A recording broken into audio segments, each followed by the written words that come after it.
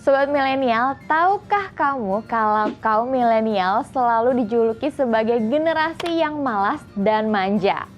Biasanya stereotip semacam ini diberikan oleh generasi baby boomers dan generasi X.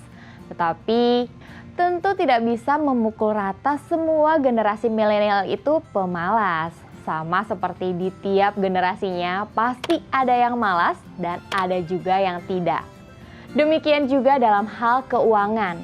Banyak kaum milenial yang sudah tahu pentingnya literasi keuangan bagi masa depan, namun masih saja ada yang tidak berani untuk mempraktekannya karena sudah terlalu asyik berada di zona nyaman.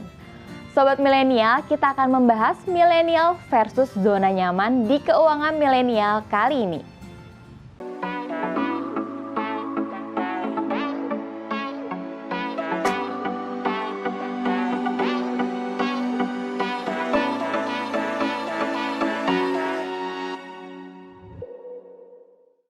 Sobat milenial, riset menunjukkan bahwa hanya 14,3% anak muda yang berusaha menuju sehat finansial. Hal itu disebabkan pemahaman milenial yang kurang tepat dan lengkap terkait kekayaan dan mengelola keuangan. Hasil riset OCBC NISP Financial Fitness Index menunjukkan 85,6% generasi muda terlihat kurang sehat secara finansial. Kondisi tersebut mendesak milenial untuk segera melakukan check up atau pemeriksaan kondisi keuangan.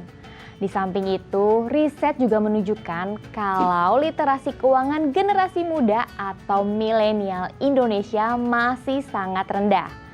Selain itu, banyak milenial yang masih ragu untuk memulai terobosan dalam keuangan mereka. Mereka tahu teori namun tidak memiliki keberanian untuk mempraktekannya karena sudah terlanjur berada di zona nyaman. Akibatnya, kehidupan keuangan mereka tetap tidak berubah alias pas-pasan. Sebagai contoh, secara teori, milenial tahu pentingnya dana darurat, tetapi masih enggan untuk memulai mengumpulkannya. Banyak milenial terlalu asyik berada di zona nyaman karena merasa masih muda, sehingga menunda-nunda hingga uang habis begitu saja tidak tahu kemana. Felicia Putri Ciasaka dan pelaku gaya hidup minimalis Olga Agatha mengungkapkan beberapa alasan yang membuat milenial memiliki kemampuan manajemen keuangan yang payah. Generasi tersebut dianggap lekat dengan gaya hidup yang cenderung lebih boros, sulit menabung, serta tidak terlalu memperdulikan investasi untuk kebutuhan mendatang.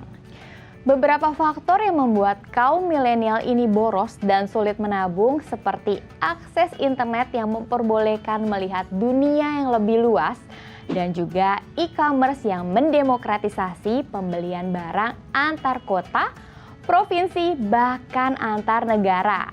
Dengan kemudahan ini, kaum milenial cenderung lebih banyak maunya.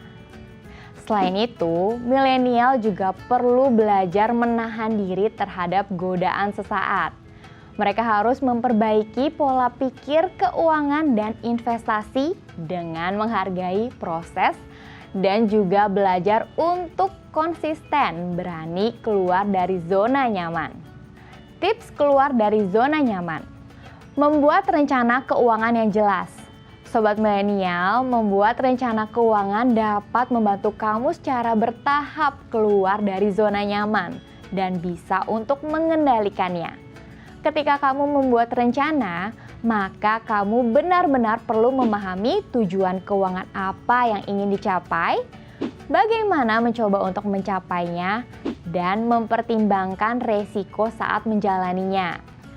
Beberapa rencana keuangan yang bisa kamu terapkan antara lain mencatat pengeluaran setiap hari, membuat anggaran harian dan bulanan, membatasi pergaulan agar terbebas dari ajakan teman untuk berlaku konsumtif, melakukan jajan investasi rutin setiap bulan demi masa depan finansial yang lebih baik, membawa makan siang dari rumah agar hemat pengeluaran, serta menentukan target keuangan.